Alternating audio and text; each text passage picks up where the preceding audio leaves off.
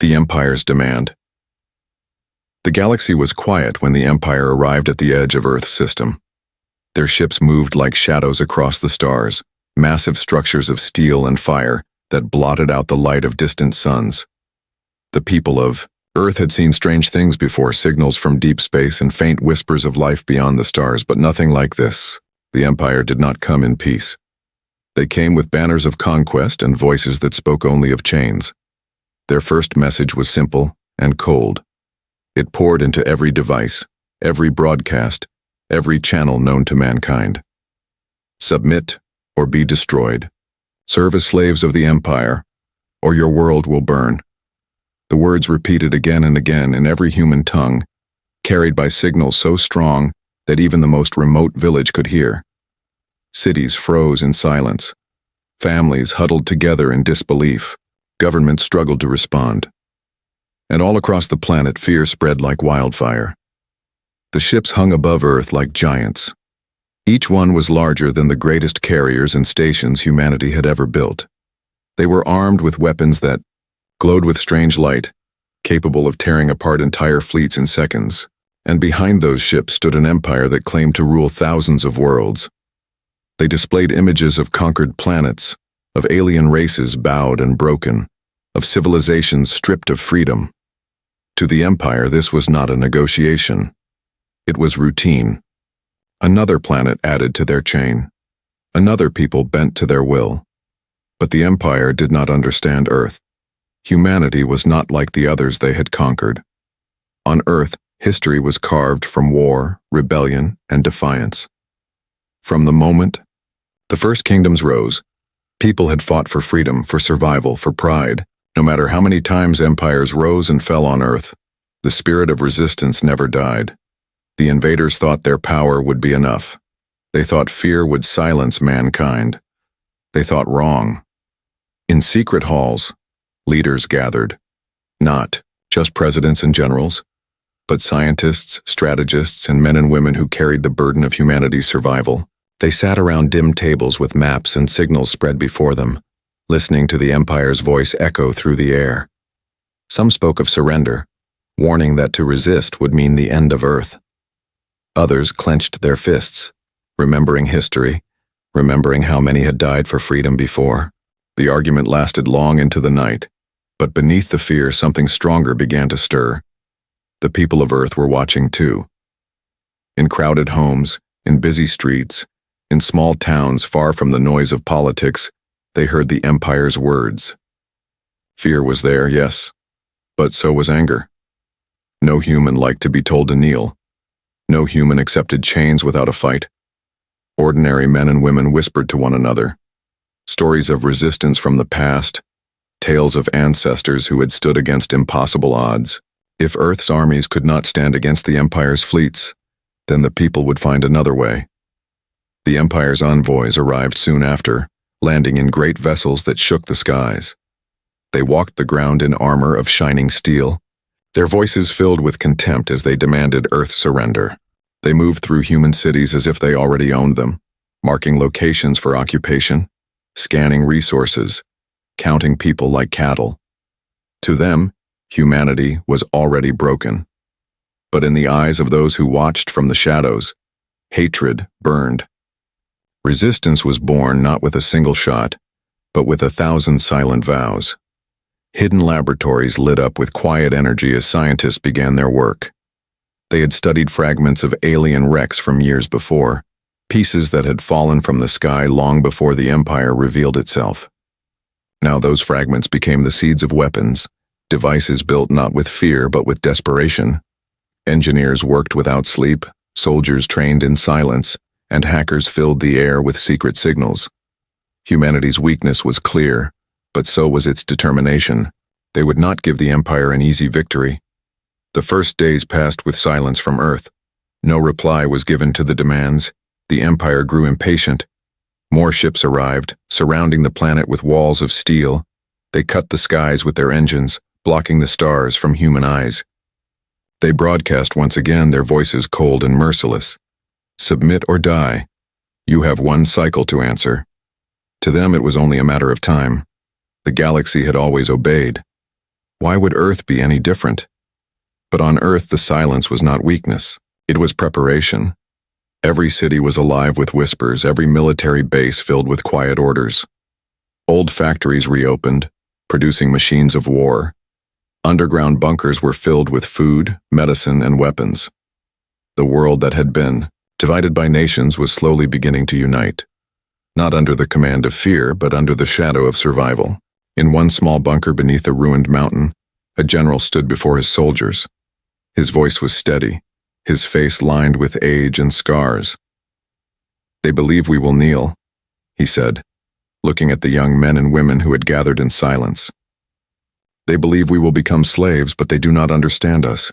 We are human, we do not kneel, not now, not ever." And so the first spark of resistance was lit. It was not loud, it was not public, but it burned with the weight of all human history. The Empire had come expecting submission. What they had awakened instead was defiance, and in that defiance the fate of the galaxy would soon be tested. The gathering storm, the silence after the Empire's demand, did not mean surrender. It meant something far more dangerous. It meant preparation. Across Earth, beneath the calm surface, movement began like a storm building in the distance. The people who once argued and fought among themselves started to look at one another with the same thought in their eyes: survival. In the skies above, the Empire's warships spread across Earth's orbit, blocking out constellations that had guided humans for thousands of years. Their patrols swept through the atmosphere like vultures, scanning every city, every port, every movement on the ground. They moved with arrogance, convinced they already owned the planet. Yet below them, unseen by their eyes, Earth was changing. In secret bases buried under mountains, engineers bent over machines that glowed with unfamiliar light. They were testing new weapons built from fragments of alien wreckage collected years ago, back when humans had only guessed at life beyond their world. Now those fragments became tools of survival. Cannons that could tear through armor, shielding systems designed in desperate haste, and ships built from steel and fire, all waiting for the moment of use. The Empire had expected fear. Instead, it found stubborn silence. Its commanders grew restless. To them, Earth was weak and divided. Why did its people not bow? Why did no message of submission come? In frustration, they sent down more troops. They marched through human cities with banners raised high, seizing resources, scanning for weapons, and threatening anyone who dared resist. But though the people stared with quiet fear, they did not bend. They whispered in alleys, passed messages through old radios, and began to form small groups in the shadows. A resistance was rising, not one army, but many. Soldiers who had once worn different flags now fought side by side. Old enemies shook hands and shared weapons. Nations that had stood divided for centuries began to trade secrets, maps, and intelligence. For the first time in history, Earth's people were uniting, not for conquest, not for glory, but for survival against a common enemy. On the seas, old warships were refitted with new weapons. Submarines lurked in the depths preparing for unseen strikes. In deserts and jungles, hidden airfields lit up with activity as fighters and bombers were made ready. Even in orbit, humanity's small fleet of satellites and stations were repurposed, some as spies, others as weapons waiting for their moment. Every tool was sharpened. Every hand was steady. The Empire, still blind to the storm it had awakened, sent another message. Your time is ending. Submit before the cycle ends, or be erased. Their words rolled over the earth like thunder. And for a moment some wavered. The power of the Empire was vast. Their fleet stretched across the stars. Their armies had crushed thousands of civilizations. How could humanity hope to fight them? Yet the answer was already in the hearts of the people. Humanity had always been outmatched, always been the underdog. Empires had risen on Earth itself, great and terrible, but all had fallen. What survived was the human spirit, the refusal to bow. That spirit burned brighter than fear, and it carried, through every village, every city, every hidden bunker, In one dark hangar beneath the ice of the north, a young engineer looked at the small ship before her. It was not sleek or beautiful. Its hull was patched together with steel and scraps. But inside, its weapons glowed with strange light, powered by alien technology bent to human will. She ran her hand across the cold surface and whispered, "You will fly. You must." For her, this was not about victory. It was about survival, for her family, for her people, for all of Earth. In the desert, soldiers trained with fierce determination. They had seen footage of the Empire's armies, taller, stronger, armed with weapons beyond imagination. Yet when the call came, they did not falter. They remembered the words of their general, "We are human, we do not kneel." In cities, ordinary men and women passed coded signals through old networks. They carried weapons in secret, ready to strike when the time came. They looked at the skies where the Empire's ships hung heavy and cold, and though fear pressed into their hearts, they did not bow their heads. The Empire could not see it. But every hour, every moment, humanity was sharpening itself. The silence was not weakness, it was defiance. The storm was gathering, and soon it would break. And so the second message of the Empire passed unanswered. Their commanders, growing impatient, prepared for harsher action. They did not know that their own arrogance was feeding the fire they would soon face. For in every shadow of Earth, the people whispered the same truth. The demand had been made, the choice had been given, and the answer, though unspoken, was already decided. When the first blow came, it would not be from fear, it would be from fire and steel. First blood, the cycle ended, and still Earth did not answer. The Empire had waited long enough. From their ships above the clouds, they broadcast a single order to their soldiers: move in and make this world kneel. They believed it would be like every conquest before, swift and brutal, with the people broken in days. They did not know that the silence they mistook for weakness was the silence of sharpening blades. The first fleets descended, their engines burning bright against the night sky. Whole cities shook as shadows of warships passed overhead, streets filled with fear as the Empire's soldiers marched in heavy lines, their armor gleaming, their weapons glowing with energy unknown to Earth. They announced the beginning of Earth's enslavement, but beneath their words, in alleys and tunnels, human eyes watched, waiting for the signal that would begin the fight. It came suddenly, like lightning in a storm. In one city, as alien patrols forced civilians to kneel, an explosion tore through the streets. Flames rose, smoke filled, the air and shouts of defiance echoed. Human fighters emerged from hiding, wielding weapons both old and new. Some carried rifles passed down from older wars. Others carried strange devices glowing with stolen alien power. They opened fire without hesitation, striking the invaders with a fury born from centuries of struggle. Above the planet, the first clash in space began. Small human ships hidden in asteroids and old stations came alive. They were fragile compared to the Empire's cruisers, but they were fast, reckless, and driven by desperation. They darted through the black void, striking with missiles and railguns. One by one, they targeted the Empire's patrol vessels, overwhelming them with sudden force. The galaxy had not seen ships fight like this before. The humans did not fight with order or caution. They fought with rage and cunning. They sacrificed themselves to take down enemies far stronger. The Empire's commanders were stunned. This was not the quiet surrender they expected. This was rebellion. Reports came in of uprisings across the planet. Resistance fighters struck convoys in deserts and jungles. Submarines rose from oceans to launch missiles at landing craft. Satellites long thought useless turned into weapons, crashing down onto invader ships in fire. Everywhere the Empire moved, humanity struck back. One battle burned brighter than the rest. Near the mountains of the east, an entire division of the Empire advanced with heavy machines that shook the earth. They believed no force on Earth could stand against them. But hidden in the rocks above, human soldiers waited. They had no great weapons, no fleets of steel, only courage and strategy. At the right moment, they released a storm of fire from every side. Explosives lit up the night, and the mountains thundered as rocks fell onto the alien machines. Trapped and broken, The invaders tried to fight, but the humans closed in, wave after wave, relentless and merciless. When dawn broke, the division was gone, swallowed by Earth's rage.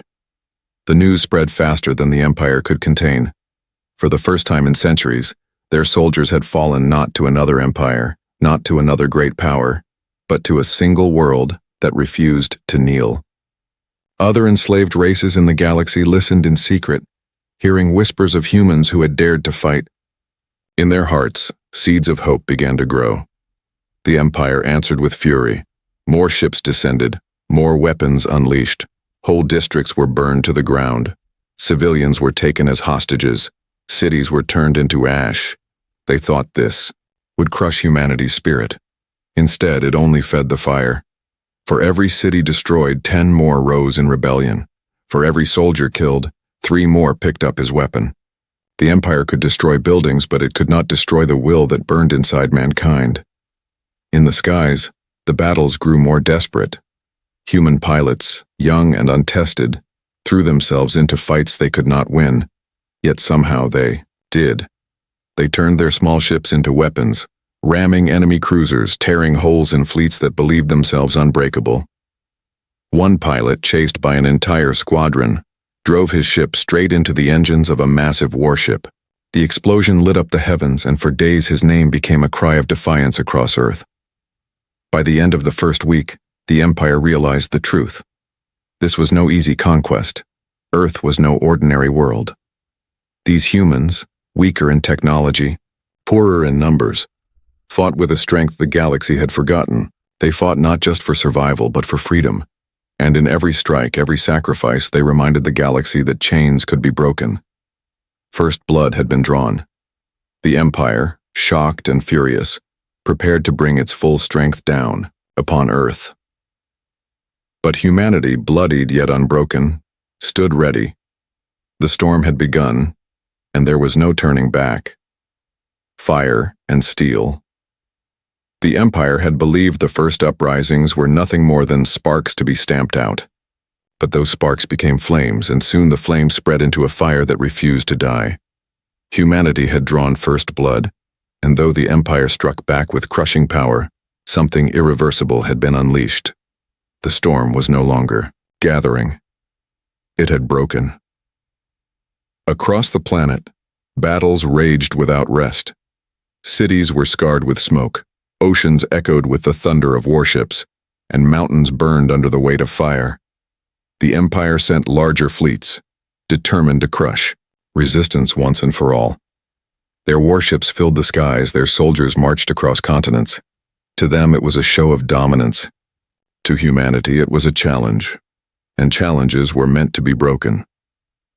The turning point came when human forces captured their first intact alien vessel.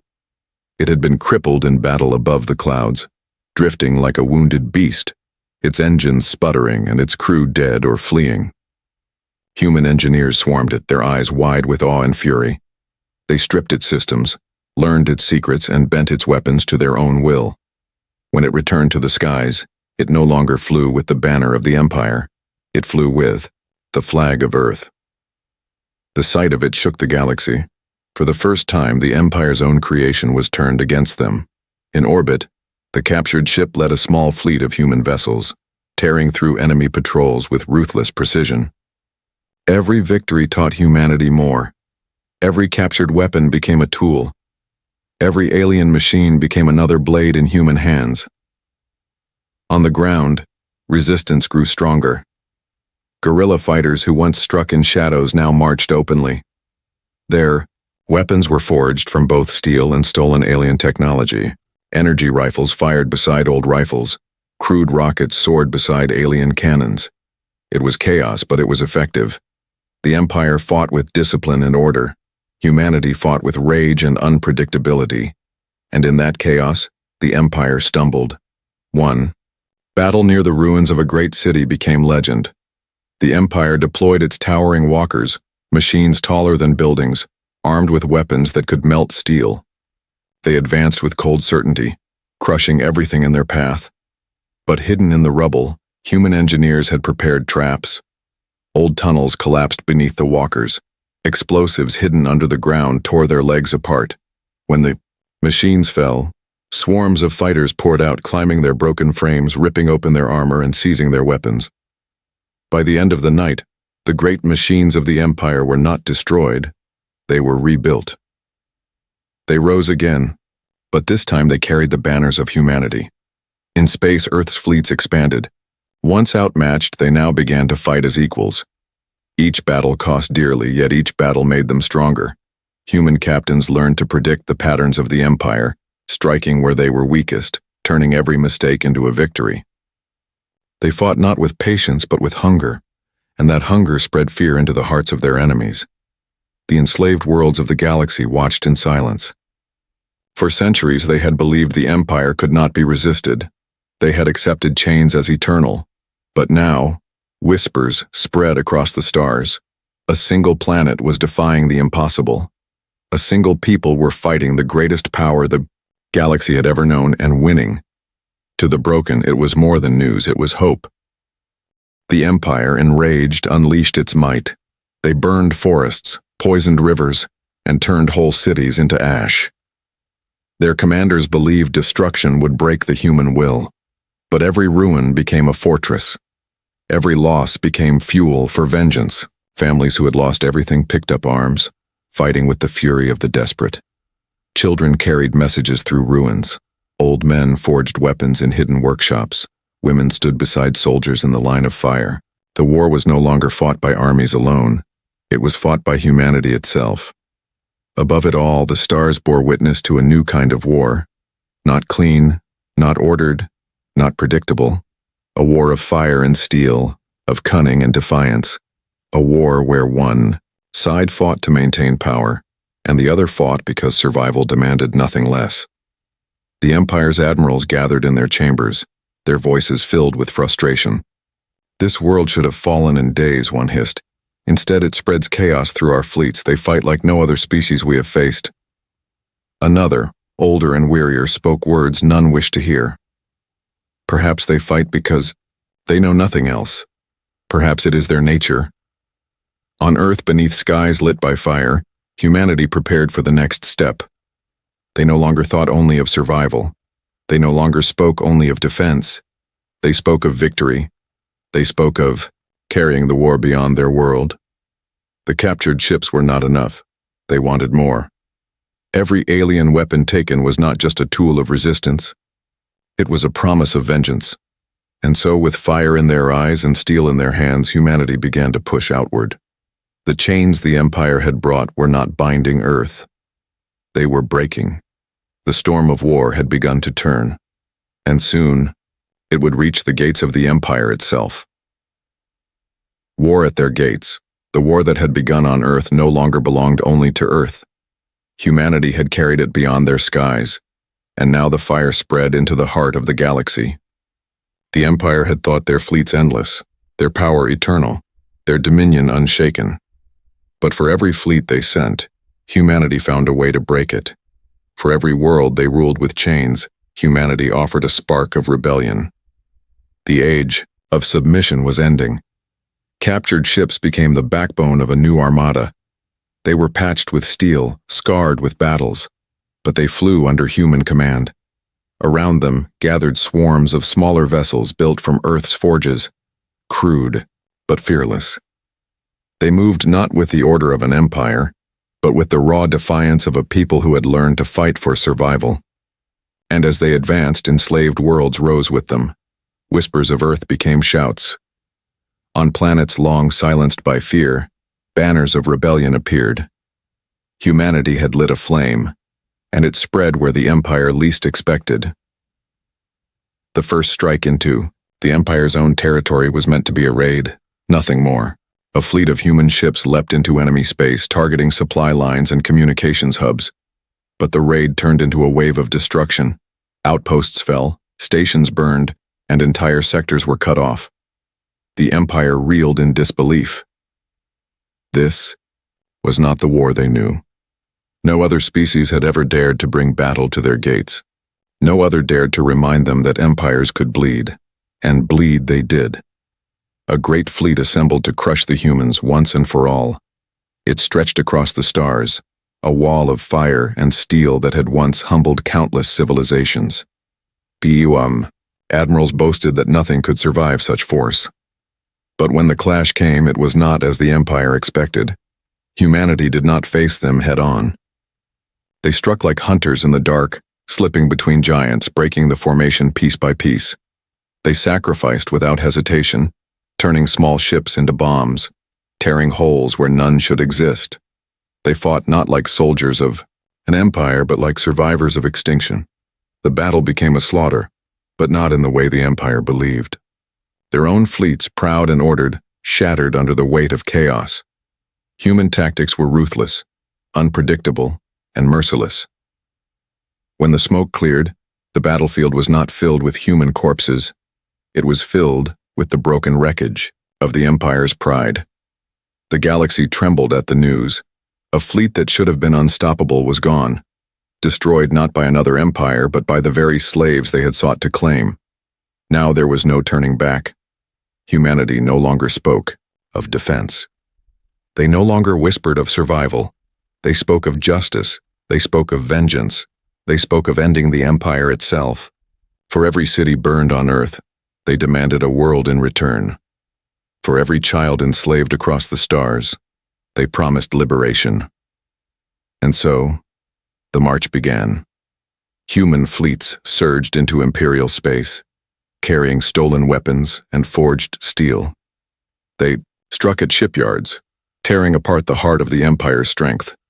They stormed prisons, freeing thousands who had known nothing but chains. Each freed world swelled their ranks. Each victory carried their banners further. The Empire's map, once endless, began to shrink. The rulers of the Empire watched in fear.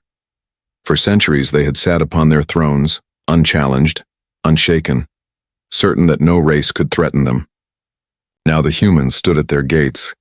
Their fleets scarred the stars outside the capital. Their soldiers marched on planets once thought untouchable. The rulers whispered to one another in disbelief. They were supposed to kneel. How did they come this far? The answer was simple, though none of them dared to speak it aloud. Humanity did not kneel. Humanity never had. The final push came like thunder. Human fleets surged forward in a storm of fire, tearing through the last defenses of the capital system. Massive dreadnoughts fell under relentless assault. Planetary shields cracked beneath endless bombardment. The Empire's home itself shook as the war reached its very heart. The people of the capital, once convinced of their eternal safety, watched in terror as human ships descended through their skies. The war that had begun with chains now ended at the gates of the throne. Humanity stood victorious, their message carved into every burning world and broken fleet. Earth would never be a slave. Humanity would never bow. The galaxy, once silent, now echoed with a new truth. Empires could rise. Empires could fall. But when humanity was pushed to the edge, it answered with fire and steel. And in that moment, the galaxy learned the cost of underestimating Earth.